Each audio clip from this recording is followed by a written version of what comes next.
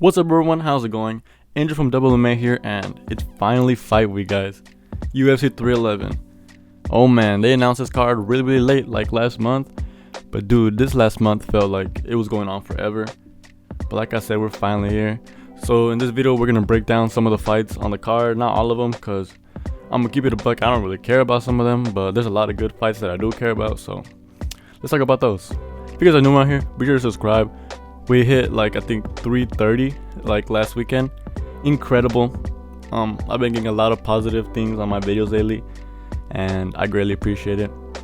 I'm gonna start doing less videos just because today Monday, I'm starting school again, so I'm gonna have less time. But instead of just trying to pump out content, I'm gonna focus on making like at least 2 posts. And if you guys don't see my channel, I have them in 2 languages, so it'll be like 4 videos, maybe 6 depending, but just overall focusing on just better stuff instead of pumping out stuff, because I feel like some of those videos I made, I don't really have a lot to say about them, and I ain't like that. So expect better things. But enough said, let's talk about the topic at hand, UFC 311. First fight we're going to talk about is Dawson versus Diego Ferreira. It's going to be a low, like entry level lightweight fight, I believe. Dawson is top 15. I remember when he was top 15, like maybe 2023, and then he lost that when he got knocked out by Bobby Green. Yeah, he's a phenomenal fighter, but since he got knocked out by a jab from Bobby Green, that's kind of, hopefully it doesn't happen again. Dawson has amazing wrestling. We know that. He comes from, I think, American Top Team, or like either that, I forget exactly what team he's from, so I'm just not gonna say nothing. It's one of those big like wrestling camps. I think it's the same one as Dustin Poirier. I hope I got it right. So he has really good wrestling, and we saw in his last fight he got that ground and pound TKO. Phenomenal. Diego has already lost to some of the top lightweights. He lost to Dariush and Gamrot, and I only see him winning by KO in this fight, which I give him a little bit of a chance if he manages to land. He has a couple KOs on his record. It all depends if Dawson locks in and never gives him that chance. I hope he does. He's supposed to be that high level of fighter, so hopefully he locks in. But in all reality, this is my real pick here. Since Diego has been KO'd by I think Mateus Gamrot, I don't really give him that much of a chance here, since I think Gamrot is a way better fighter than Dawson, and Dawson is on the come up. I think that Dawson with his heavy grappling style will somehow take him down in the fight, guaranteed. And from there, just advance to a really good position where he's going to secure some ground and pound TKO. So I'm going to say round 1 ground pound TKO for Dawson. Hopefully he delivers. Next fight we have... Next fight we have is Zachary Reese versus Sadiq Dumas. Both guys have low-key had lackluster careers in the UFC. Zachary's a little bit newer, but Sadiq Dumas, I feel like he's been in here for a while. He's had a couple of fights, and he's just been losing some, winning some here and there. Out of the 2, I think that Zachary has had I think he has 1 better win than him, maybe 2. I think if I remember correctly, Zachary Reese has had 3 fights in the UFC, something along those lines. In his debut, he got I think he got slammed, KO'd by Cody Brundage of all people. Isn't that funny? But then after that, I think he KO'd that one guy. I believe it was in June of last year. I'm trying to remember exactly what card it was, but I'm pretty sure it was the card where Dominic, I think it was, I want to say it was at the KFC arena. It was the same night where Raul Rosas Jr. got the rear naked choke against Ricky Tercios, and Dominic Reyes got his bounce back win that night. Pretty sure he got a pretty cool KO that day. And then he was basically mollywopping this one guy. I forget his name, but he looked kind of like Latino, but I think he's from Europe. He was a really tough guy. He just could not put him away. He was so tough. He was hurt in a lot of moments, but bro does not give up. You can't break those with unbreakable wills, But yeah, due to the fact that I think that Zachary has the better wins on his record, I'm gonna say Zachary wins this one by decision. Hopefully it's like a slugfest in his back and forth war, but I think Zachary will take it. And that's that for that fight. Next up, we have Jelton Almeida versus Sergey Spivak. In another world, this would have been on UFC Apex Fight Night main event, something that everyone's all right, I guess here we go. But they put it on the card to beef it up, and I like it. Sergey is one of the better top 10 heavyweights in my opinion. Like obviously, I think late last year he had the ultimate matchup of the gatekeeper in the heavyweight division between Marcin Tybura and he fought Marcin Tybura, and he submitted him. So I guess he said, I'm the better gatekeeper in this division. So W. And I know they like to clown on these guys, but low-key, both men, even Sergey Spivak, have pretty good finishing potential. Most of his wins have come by finish. And obviously, Jailton Almeida, submission, expert. I think the only reason he lost to Curtis Blade is because he was just looking for the grappling. And Curtis hell no. But in all honesty, I'm going to have to go with Jailton Almeida on this one because he's built like an actual athlete, while Sergey Spivak is built like my dad, it's the same thing with these heavyweights where they come in extremely overweight and unathletic. And then obviously Jailton Almeida brings with him that I'm pretty sure he was a light heavyweight before he moved to heavyweight, so he's bringing that speed and technique with him. And especially against these blob looking well, I guess Sergey Spivak isn't that much of a blob, but he's not exactly built, you feel me? I think that goes a long way, and just due to that and his pressure wrestling, jiu-jitsu, all that good stuff, I think he gets it done. By how? I'm gonna say, let's say round 2 submission, and that does it for that fight. Next up, we have Peyton Talbot versus Ronnie Barcelos. This is gonna be a pretty good fight. Obviously, we've been waiting to see Peyton Talbot back in it. I think he's taking entirely too long. He's young. He's supposed to get in there, make your name for yourself. Yeah, you're popping, but you got to keep kindling the flames or it's going to go out, And the fact that the last time he fought was International Fight Week, which was in June, and it's been 6 months since then. I don't like it, but what can you do? He's fighting against Ronnie Barcelos. It should be an interesting match. He's I think Peyton Talbot might be the heaviest favorite on the night, so don't bet on him. In his UFC career, Ronnie Barcelos has had 6 fights. And of those fights, he's only won 2 of them. He's 2-4. He's lost 4 fights and won 2 of them. So my question is, how is he still signed? I understand they keep a lot of these guys around just to build up other fighters, but I thought the best of the best was supposed to be around here. Seeing records like that gives me if I lock in, bro, I could dang near join the UFC. Even if I suck, I'll be the gatekeeper. I just gotta win one every 2 years. And then obviously we have Peyton Talbot, who's an amazing up-and-coming talent. He's phenomenal. Every time I see this man, he does a lot of cool stuff, and he does it in style with finesse. The only thing I don't like about him is his little soy weird personality, but to each their own. But in all honesty, it's almost impossible to play against Talbot. You have to be lucky enough to win the lottery to somehow get the other guy to win. It's just it's one of those times where man, you know what, you never know, let me just throw a little bit of money on him, and if it cashes, hooray, but if you lose, you're it was expected. So yeah, Talbot wins by KO probably round 1, I'd say, especially because Barcelos did get KO'd by Umar. It was a pretty sick KO. I think it's the only KO of Umar's career, but it was incredible. So not good stuff for him there. Next fight we're gonna talk about Kevin Holland versus Reiner de Ridder. Reiner is being touted as somewhat champ / top 5 material just through his success in one. I believe I know he held multiple belts. I'm not sure if he was the one who holded 3 belts, but I think he holded at least 2. So he had a lot of success over there. But the problem with that is it's one championship. Obviously, it doesn't compare to the upper echelon of the UFC. And on the other hand, we have Kevin Holland, who is a very good striker with a lot of good technique in other places with his grappling and stuff. He's got a couple submissions here and there, and even when he was scrambling with Hamza, he had a couple of success there. But this is all when he locks in. Locked in Kevin Holland is a dangerous Kevin Holland, but a Kevin Holland who goes in there just to get his paycheck, whatever happens, happens. And I think this fight comes down to 3 things. If Reiner de Ridder, how he sets up his takedowns, if he sets them up sloppily, I think Kevin Holland will defend them well and punish him for that. 2, if Kevin Holland is coming to win, if he's coming to just get a paycheck, I think Reiner can win this fairly easily. And 3, did Reiner learn to throw a punch? Because in his last fight, his debut in the UFC against Gerald Meerschaert, he looked absolutely atrocious. I cannot believe what I was looking at, dude. Like, I'm like, this is the best from one dude. What? Like, I'm gonna say just Gerald Meerschaert. He is a really like good vet, you feel me? But I think the best thing about him is his grappling. But Reiner is supposed to be a good grappler, but he could not get that going. And then the strike, I can't emphasize enough, the striking looked atrocious. So hopefully he learns something here. So I guess if it comes down to who I think is gonna win,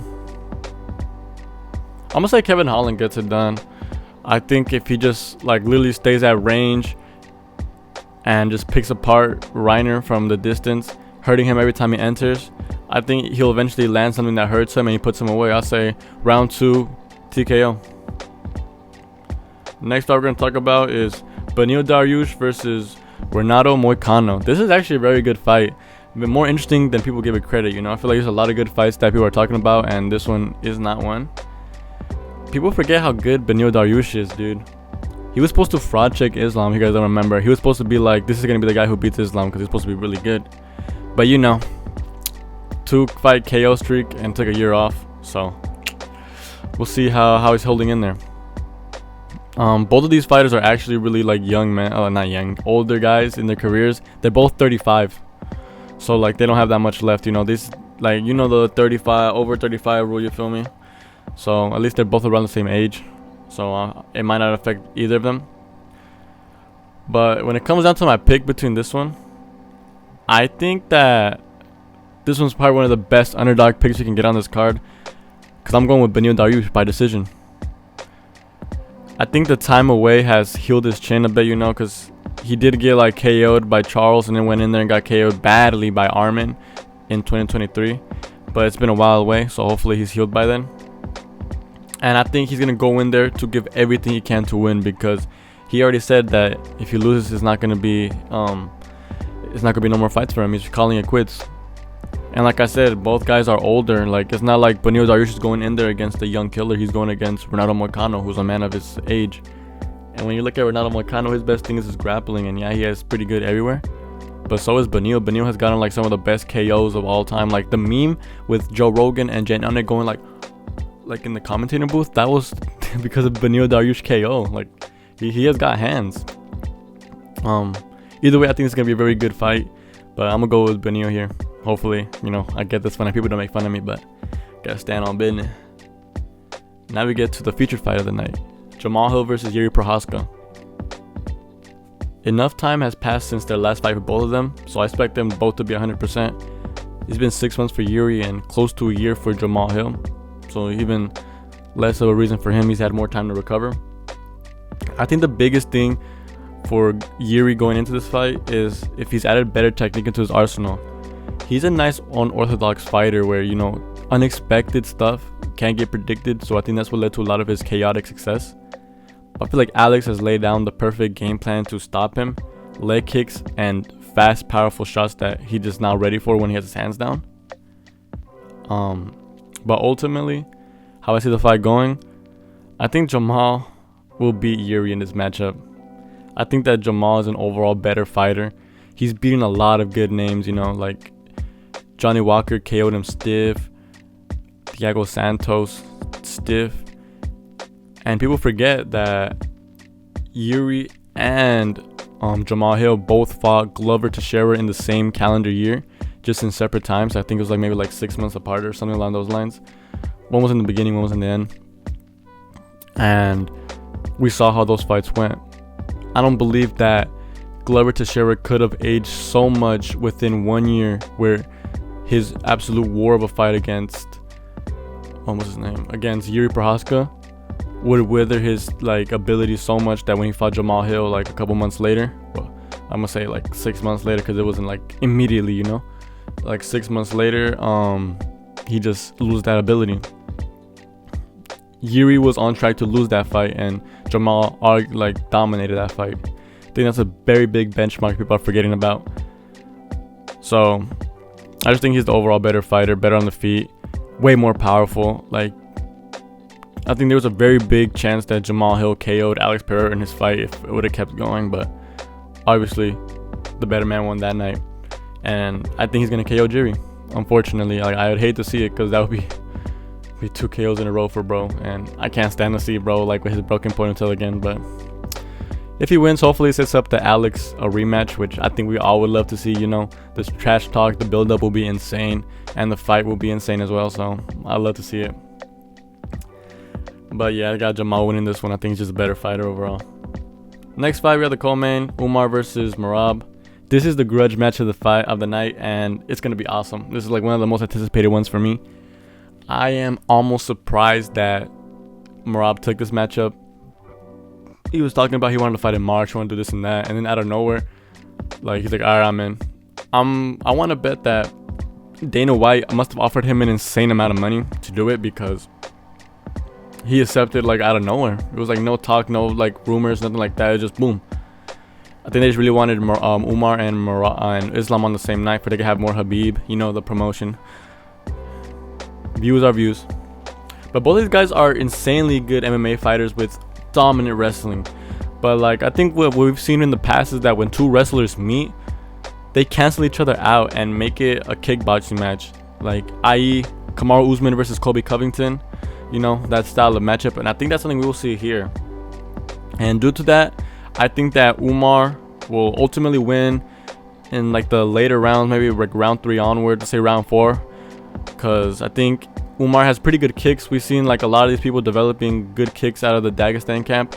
Like Islam obviously landed that head kick against Alexander Volkanovski that KO'd him. And Umar is also landing pretty good kicks. I think it's one of the better front kicks. He's kind of like his brother, Usman. They have really fast kicks. And one thing we've seen with Merab in kicks is that he doesn't take them well. Every single time Sean O'Malley threw a kick to his body, he landed it and it hurt Merab. Even like in that 5th round, we saw that. I think if Sean just kept hitting him in the body, probably would have finished him. But I think bro has a weak body, and when he can't go to his wrestling to defend, he's just gonna keep punishing and punishing. And I think eventually he's gonna get hurt to the body so bad that he just finishes the fight. And another champ from Dagestan. Who would have thought? And then we got the main event. This one's gonna be insane, man. This is probably one of the most high-level matchups anyone can make in the UFC right now. These guys are insane. The European dominant wrestling style is gonna be on show here. Their first fight was amazing, dude. I love watching that fight, like from start to finish. The scrambles are like incredible. Like, that's the type of wrestling that like I think everyone can commend and be like sensational, because it's that good and entertaining to watch. It's not just, yeah, here's this, I'm holaying on him. No, these people are like actively trying to reverse positions, trying to advance their position, secure something, and it's just like insane to see people like roll and roll and roll. Like, I love it. Like, it's the same thing with the Mateus Gamrot and Arman Tsarukyan fight. But one important fact that I think we should mention when it comes to the first fight is that both did not have any time to prepare. It was super short notice, UFC in Russia. Because like, I know like a lot of people like to say that like excuse Arman for losing that fight because it was on short notice, but it was also short notice for Islam. Like, he couldn't prepare for him. Like, I think he said that he didn't know he was a good wrestler, and like maybe that's what led to a lot of the grappling exchanges being what they were, you know. But now they both have had ample time to prepare, almost a year. Because I mean, maybe not a year, because Islam had to fight Poirier a couple months after 300, but Arman, after beating Charles Oliveira, knew he was going to fight Islam and has been preparing for almost a year. So this is going to be incredible. I hope they both bring their A game, and it's going to be awesome. I don't see either guy getting finished, to be honest. They're both so technically sound. It would be like jaw-dropping to see any of them get finished. If anyone does get finished, I would assume it would be Arman, but I see it going the distance. For who? It's hard to go against the #1 pound-for-pound fighter in the world, dude. I'm sure he's going to be better prepared this time around. He's already overall better in a lot of areas, I believe. Maybe not the wrestling, because Arman's such a good wrestler, but in MMA, I think he just has a perfect arsenal. His boxing is insane. He has very good kicks. Arman has better kicks, though. I'll give him that. And then the Sambo and Judo is really good, too. I'll be shocked if by the end of the fight night, Islam isn't the one with his hands raised. So I'm going with Islam by decision on that one.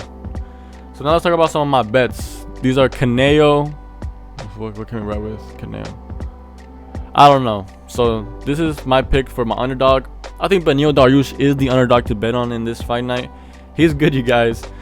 And he's not fighting a younger up-and-comer like Arman or a divisional GOAT like Charles Oliveira. He's fighting Renato Moicano, an old guy. I think if he's to win any fight as an underdog, this is the fight for him to win. Is it guaranteed? No. Renato Moicano is extremely good, you know. I feel like I always count him out in every fight, but it's not like it's not Benoit Saint-Denis anymore. It's not Jalen Turner with no like grappling, or even someone not in the top 15 like Drew Dober. This guy, Beneil Dariush, was supposed to fight for the championship, guys. Don't forget. I'm a high on this, dudes. Like, I think this might happen. So yeah, underdog, I'm going Beneil Dariush. Fights to go over 2.5 rounds, or like to go the distance, whatever you want to call it. Islam versus Arman. I think this one's like a granted. I don't know what the odds are. I tried looking on DraftKings and I couldn't find it because they only like to update their bets like the day of, whatever. But yeah, this one's pretty good luck. Like I said, it's very like, it'll be very surprising if either guy gets finished. And then here we go, my Canelo parlay. I say that Jamal Hill versus Yuri will not go the distance. Someone will end up getting KO'd. Next leg, I want to say that Umar KOs Merab. So here I got like Merab being KO'd, you feel me? I hope that makes sense. And then my last bet of the night is that for Islam to go the distance against Arman. I wonder what the props would be. If you guys could let me know in the comments. Like I said, my betting thing did not load up, so I can't let you know for sure. But that's gonna do it for this video, guys. If you guys enjoyed my picks, let me know. Got another what if coming out this week. Hopefully you guys enjoy this one. Quick little preview is gonna be with Charles Oliveira. A lot of you guys enjoyed the first one, so I'm gonna keep doing them. Thank you guys for the support, like always. Hope you guys have a good start of your week, and let's go. It's fight week.